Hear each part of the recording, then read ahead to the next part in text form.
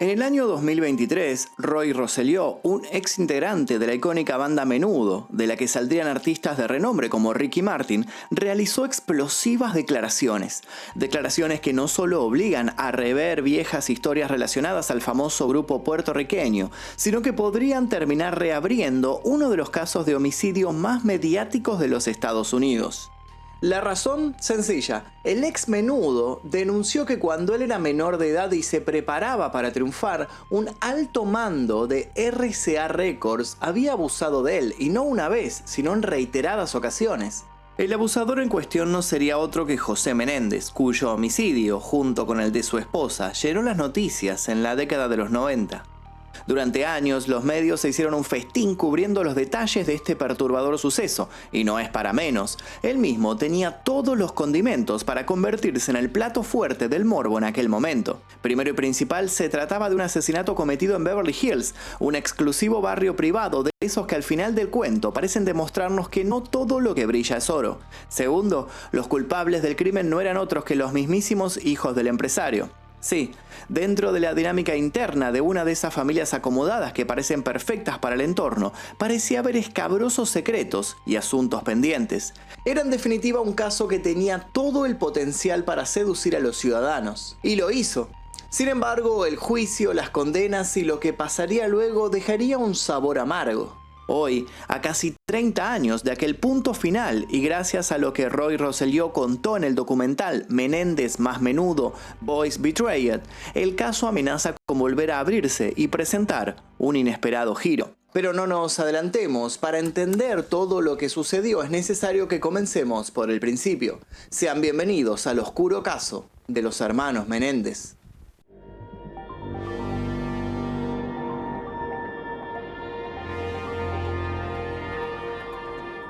Antes de comenzar, les quiero contar que si les interesa esta temática, dejen su like. Si este video supera los 7000 likes, vamos a hacer una segunda parte mostrando todo lo que quedó afuera, porque hay muchísimo material para mostrar. Nosotros lo que hicimos fue elegir videos que fueran 100% reales y comprobados. Hoy en día se está haciendo cada vez más fácil editar videos y utilizar la inteligencia artificial a nuestro favor para hacer videos completamente profesionales. El mejor programa para realizar estas ediciones, obviamente, es Wondershare Filmora. Wondershare Filmora es el programa más completo para las personas que recién están comenzando con la edición. En poco tiempo nos permite editar videos de manera 100% profesional utilizando las herramientas de inteligencia artificial que tiene a disposición. Por ejemplo, la herramienta de subtitulado automático. Con un solo clic vas a poder subtitular todo tu video de manera completamente automatizada y subirlo así a YouTube, a TikTok, a Instagram o a donde quieras, potenciando las visualizaciones. Si se te ocurre ponerle música a tu video pero no querés ponerle un tema conocido por el reclamo de copyright, Filmora te permite armar con inteligencia artificial la canción que quieras al instante. Lo mismo con las imágenes, tiene una herramienta de creación de imágenes con la inteligencia artificial que te va a permitir armar al instante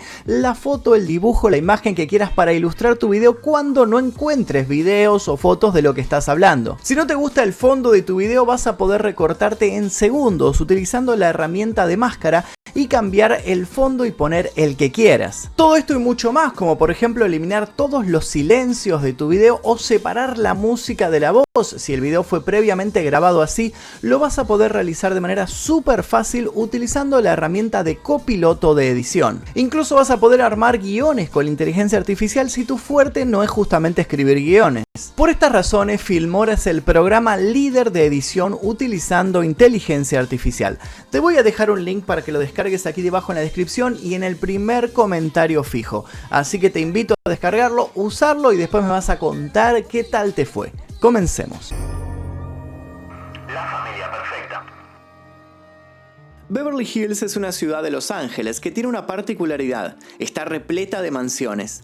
Ver las propiedades que allí se levantan es imponente. Hablamos de predios enormes con construcciones que se destacan por su extravagancia, su buen gusto y su lujo. Como muchos de ustedes ya sabrán, en la zona viven o vivían muchas estrellas del espectáculo. Pero aquellas mansiones no solo son ocupadas por grandes emblemas del rock o el cine, también son ocupadas por aquellos que se dedican al arte pero suelen estar tras bastidores. Hablamos de prestigiosos productores y de directores. Y es de una persona relacionada a este último grupo de la cual vamos a hablar. en una mansión valuada en $5 millones, que previamente había sido alquilada por figuras de la talla de Prince o Elton John, vivía José Menéndez. José Menéndez había nacido en Cuba y se radicó en Estados Unidos a los 16 años. No tardó en vincularse con el mundo de la música y lograría coronarse como un reconocido ejecutivo que llegó a presidir la división de discos de la compañía RCA. En su catálogo estuvieron muchos hombres y mujeres que se alzarían con el pasar del tiempo, con miles de fans alrededor del mundo. Pero quizás el mayor éxito conseguido por José durante sus años con la empresa se produjo con la ya mencionada Menudo, una banda formada por adolescentes que tenían entre 13 y 16 años. Fundada en 1977, Menudo nació de la mano del productor Edgardo Díaz, que tras formar parte de la ejecución de una banda similar en España, no dudó en llevar la experiencia a su Puerto Rico natal. ¿Qué esperaba? Un éxito. ¿Qué obtuvo? Mucho más que eso. Menudo marcaría un antes y un después, y cuando José tuvo la posibilidad de entrar al negocio, no la desaprovechó. El hombre estuvo en el proyecto hasta 1988, tiempo que le bastó y le sobró para llenarse de billetes. No podríamos saber cuánta ganancia le significaron estos jóvenes al ávido empresario, pero queda claro que fue la suficiente como para que el hombre se pudiera comprar la enorme propiedad de 850 metros cuadrados de la que hablábamos. José también había adquirido coches de lujo y solía viajar a diferentes partes del mundo con asiduidad. A veces iba solo, a veces con socios y muchas otras veces con su familia, que se completaba con su esposa Kitty y sus dos hijos, Lyle y Eric. Joseph Lyle Menéndez había nacido el 10 de enero de 1968 y Eric Galen Menéndez el 27 de noviembre de 1970. Ya de muy chicos ambos se acostumbraron a los mejores colegios, las salidas exclusivas y a todo un mundo de privilegios que más temprano que tarde los había vuelto insaciables. Dispuestos a que Lyle y Eric pudieran aprovechar los beneficios de su posición, los padres pagaron los mejores profesores privados y les presentaron de muy jóvenes a personas influyentes. Generalmente, cuando las cosas se dan de este modo, suelen aparecer dos posibles destinos en el horizonte. El niño en cuestión hace uso de todo esto a lo que puede acceder y a una edad récord ya está generando tantos millones como sus progenitores en un negocio vanguardista, o las cosas se desvirtúan a tal modo que el niño mimado se convierte en un narcisista inescrupuloso que se cree dueño de todo y se dedica a vivir del caudal monetario de la familia. Lyle y Eric pertenecían sin duda al segundo grupo y tal como soñaban sus padres, ellos terminarían siendo famosos, pero de la forma más terrible. Algo raro pasa en casa. Lyle había sido suspendido de la prestigiosa Universidad de Princeton por copiar en un examen, mientras que Eric acumulaba arrestos por hurtos menores en la ciudad de Calabazas. Sí, hurtos. Hurtando una persona de su nivel económico. ¿La razón? No había razón. Lo hacían simplemente por la impunidad y porque sus vicios los estaban llevando a una cadena que no iba a terminar más. El desenfreno los había metido en problemas en varias ocasiones, y no habían sido pocas las veces en las que, por no medir consecuencias, habían sido sorprendidos en situaciones comprometedoras. De hecho, hoy en día se sabe por qué no habían terminado en la cárcel con anterioridad.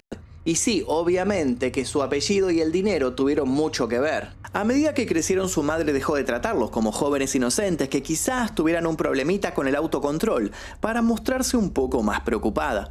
Cuando la mujer comprobó que aquello no parecía una típica etapa de rebeldía que tarde o temprano iba a llegar a un fin, comenzó a mencionarle a su entorno que se encontraba incómoda con la actitud de sus hijos. Llegó un poco más lejos cuando le dijo a su psiquiatra sin rodeos que tenía miedo de que Lyle y Eric fueran sociópatas.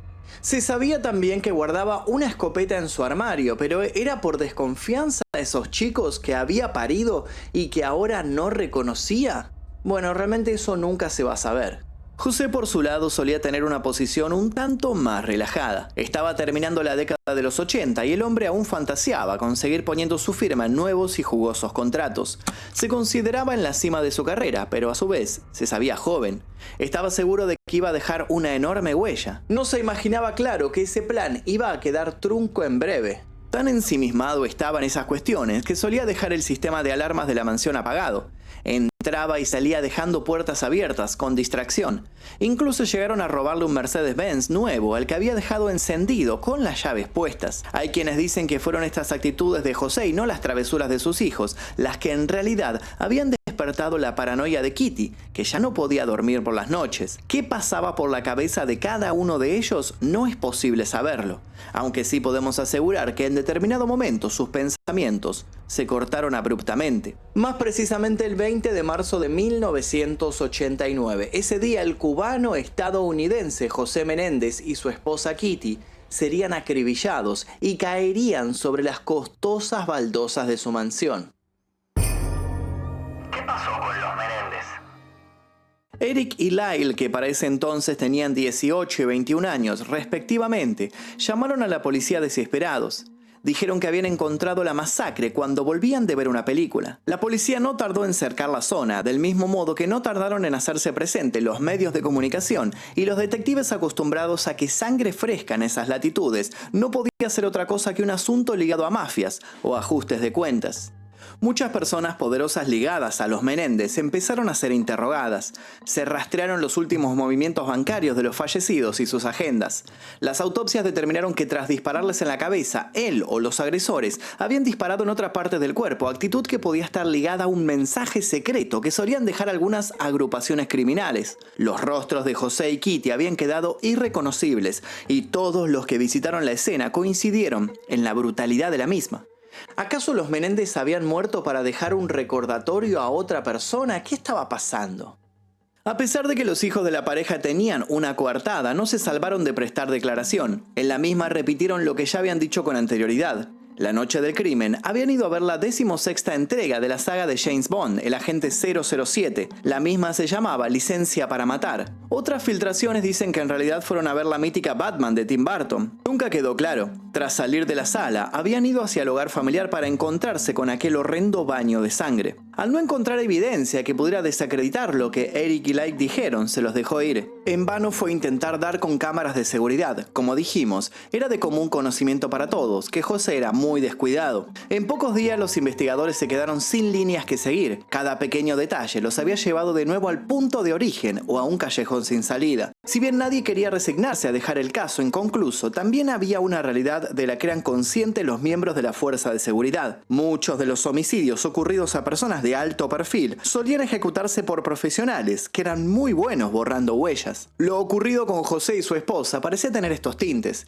y quizás allí habría quedado todo y hoy estaríamos hablando de un enorme misterio sin resolver. Pero entonces pasó que Eric y Lyle, que ya se habían librado del ojo acusador, volvieron a estar en el foco de atención. Un breve repaso por la cuenta familiar dejaba en evidencia que en pocos meses los dos jóvenes habían dilapidado gran parte de la fortuna que antes administraban sus progenitores. ¿Habían acaso hecho algunas inversiones para salvaguardar la plata que por herencia ahora les correspondía? La realidad es que no, más bien todo lo contrario. Eric y Lyle comenzaron un raíz de gastos desorbitados. Ropa cara, Rolex, viajes en cruceros, viajes por Europa y el Caribe, cenas en los mejores sitios, autos 0 kilómetros. Lejos de estar atravesando un duelo, los chicos parecían estar tocando el cielo con las manos. En este punto las aguas se dividieron. Algunos decían que los hermanos siempre habían sido frívolos y materialistas, que no debía sorprender a nadie el poco tacto a la hora de mostrar respeto por sus recientemente asesinados padres. Otros incluso sostuvieron que los que miraban de mal modo en realidad estaban pecando de envidiosos. ¿Qué tenía de malo que dos personas jóvenes, a las que les había caído la posibilidad de administrar mucho dinero, decidieran entregarse al placer? Un tercer grupo creyó que la ausencia de empatía de Eric y Lyle no podía ser pasada por alto, dado que podía ser síntoma de algo más grande y más peligroso. Los hermanos optaron por dejar que cada cual sacara sus conclusiones y se llamaron a silencio. Después de todo, y como había quedado comprobado, por mucho que dijeran lo que dijeran, no tenían pruebas que los conectaran con la escena del asesinato. Sin embargo, sí terminarían hablando. En determinado momento entraría a esta historia un psicólogo conocido como el Dr. Oziel. Lo que este hombre diría cambiaría el rumbo de los acontecimientos. La noche del asesinato. Las cosas ocurrieron más o menos así. El Dr. Oziel solía atender a Eric, que en una sesión le había terminado confesando que tanto él como su hermano habían sido los encargados de matar a sus padres. ¿Por qué lo había dicho? Porque se sentía abrumado o porque estaba coqueteando con los límites y ver qué tan lejos podía llegar saliéndose con la suya. Lo cierto es que estas palabras dejaron al Dr. Ociel aterrorizado, pero también confundido y con un dilema. ¿Debía acudir a las autoridades o debía priorizar la salud mental de su paciente? El dilema se resolvió rápido cuando, unas horas después de que Eric le largara todo aquello, él y su hermano habían vuelto a su consultorio para hacerle saber que si abría la boca, iban a terminar con él. Aquella amenaza que ponía en riesgo su vida lo eximía de sus obligaciones profesionales y le permitió al Dr. Ociel correr hacia el primer destacamento policial que se cruzó en su camino. Eso dice una versión de los hechos. La otra versión dice que Ociel le contó todo a su secretaria, que también era su amante, y ella acudió a la justicia. Como fuera, de allí en adelante el Dr. Ociel se convirtió en una figura de vital importancia para la causa, y los fiscales no tardaron en tomar por sorpresa a los hermanos, que rápidamente fueron reducidos y llevados tras las rejas. Con esta nueva información y con una certeza más concreta de a qué horario se habían llevado a cabo los asesinatos, fueron revisadas las viejas pistas que se tenían hasta el momento, y más temprano que tarde pudo elaborarse una cronología de los hechos. Según esta nueva versión, tras un extenso día de navegación, José y Kitty se encontraban en su sala mirando una película. Sus hijos habían entrado silenciosamente y los habían liquidado haciendo uso de escopetas que luego arrojaron en algún lugar de Mulholland Drive. Acto seguido, se habían ido al cine para inventarse una coartada. Los más escépticos se hicieron escuchar de inmediato. ¿Y si todo era una puesta en escena para involucrar a los hijos del matrimonio en algo que no habían hecho con el único fin de terminar de arruinar a toda una familia? Por mucho que sus abogados quisieran oponerse, Eric y Lyle fueron arrestados en 1990, en lo que fue el comienzo de una larga serie de procesos judiciales. El 8 de diciembre de 1992 fueron formalmente acusados del asesinato de sus padres. Se acercaba un juicio que sería un antes y un después para el caso, pero también para la sociedad en su conjunto. 2 juicios y una condena. El juicio comenzó oficialmente en 1993 y fue uno de los primeros transmitidos por televisión. ¿Qué significa esto? Que terminaría captando la atención de decenas de millones de espectadores que a diario se sentaban frente a las pantallas para tomar nota de lo que decía cada uno de los involucrados. Así, con el paso de los días, cada cual había forjado su propia opinión de lo que había sucedido, pero las teorías en general eran 2. La primera era la sostenida por la fiscalía, que basó su acusación en que los hermanos habían cometido el asesinato de forma premeditada para heredar el patrimonio de sus padres, estimado en $14 millones. La otra tenía que ver con lo que Eric y Lyle habían dicho. Los jóvenes, a pesar de lo que muchos habían especulado, asumieron de inmediato que habían sido los encargados de apretar repetidamente los gatillos. Sin embargo, tenían para aquello una excusa: no les interesaba la plata. Lo habían hecho como venganza. Al ser interrogados, ambos por separado habían contado la misma historia. Su padre llevaba años abusando de ellos y entonces habían decidido quitarle la vida para preservar su propia salud mental. Luego habían matado a su madre por encubrir al hombre. Dijeron incluso que José los tenía amenazados. Les había dicho que si alguna vez se enteraba de que lo denunciaban, iba a encontrar el modo de hacerlos desaparecer de la faz de la tierra. Fueron muy explícitos en cómo el otro los humillaba, en las cosas que les hacía y les decía, en cómo había logrado manipularlos por años. Según la defensa, el miedo arrastrado por años había hecho estragos en la cordura de los hermanos. ¿Tenía esto sentido? ¿Había pruebas de lo que los hermanos decían? Pocas. Entre ellas destacaba una carta que había sido escrita por Eric Menéndez a su primo Andy Cano en diciembre de 1988, 8 meses antes del crimen. En ese mensaje, Eric confesaba: he estado tratando de evitar a papá. Todavía está pasando, Andy, pero ahora es peor para mí. Todas las noches me quedo pensando en que podría entrar a mi cuarto. Tengo miedo, está loco. Me ha advertido 100 veces que no se lo diga a nadie, especialmente a Lyle. Cano, quien sufrió una sobredosis involuntaria y falleció en 2003, había testificado que Eric, a los 13 años, le reveló que su padre abusaba sexualmente de él y que le daba masajes genitales, pero los fiscales sugirieron que su testimonio carecía de veracidad. Como adelantamos, algunos miembros del jurado creyeron a los hermanos, mientras que otros siguieron adheridos al planteamiento de los fiscales. Tantas fueron las dudas que no hubo modo de que se sacaran conclusiones. En las calles, al igual que los juzgados, unos veían a los hermanos como víctimas y otros como mentirosos patológicos.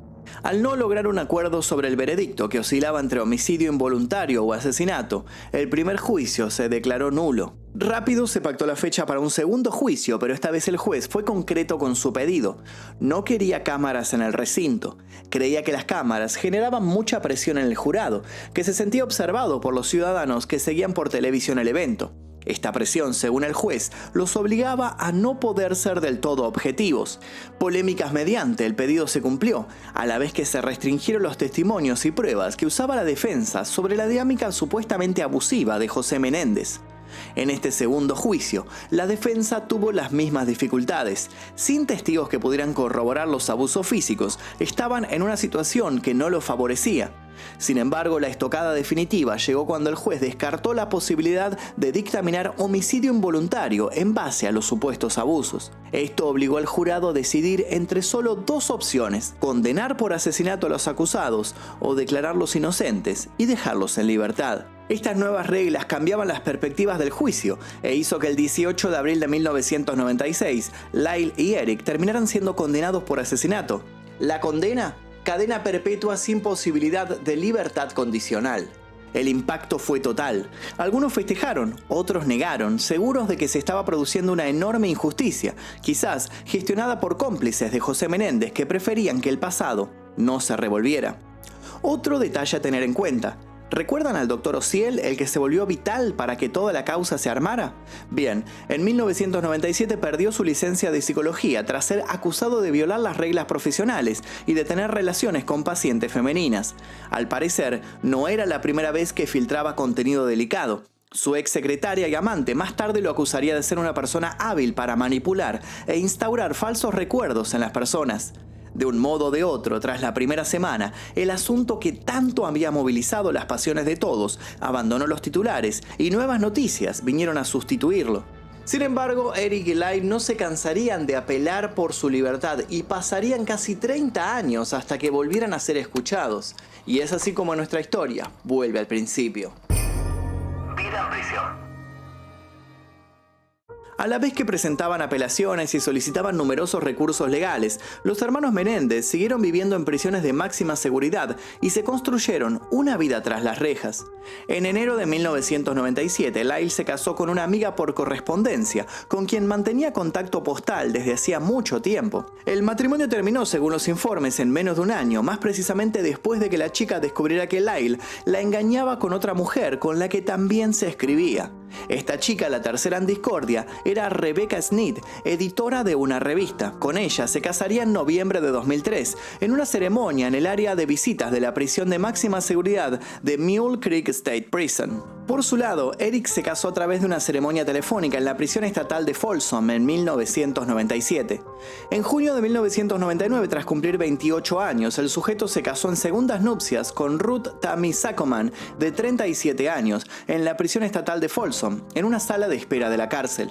Recién en 2018 los hermanos lograron ser trasladados juntos a una misma penitenciaría en San Diego, pudiendo así compartir el día a día por primera vez después de tanto tiempo.